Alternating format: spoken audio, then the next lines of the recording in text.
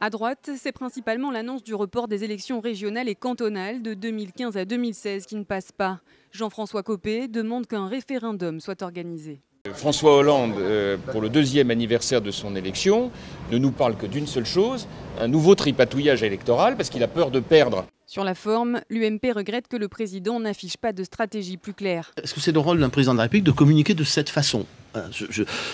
C'est-à-dire d'une manière dans laquelle il est extrêmement difficile de tracer un dessin, de tracer une voie. À l'approche des élections européennes, l'extrême droite se désole que l'Europe n'ait pas été évoquée. Les pieds et poings liés vis-à-vis de Bruxelles, vis-à-vis de ses maîtres à Bruxelles, à Berlin, à Washington. Et ça, il ne le dit pas aux Français parce que, évidemment, ce serait leur dire la vérité et ce serait leur avouer son impuissance. Pour le Parti communiste, le président va dans le mauvais sens, toujours plus de cadeaux aux entreprises. Le président de la République s'est livré à un laborieux exercice de service après-vente de sa politique. Et là, encore plus d'exonération fiscale pour les entreprises, alors qu'on sait que ça ne donne aucun résultat. Europe Écologie Les Verts se dit perplexe après l'interview de François Hollande. Au PS, en revanche, on se félicite de cet entretien. On parle d'un président debout qui a mouillé le maillot.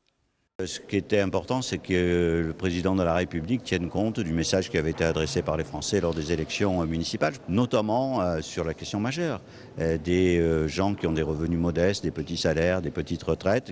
Pour le président de l'Assemblée nationale, ce qui ressort de cet entretien, c'est l'obsession de l'intérêt général.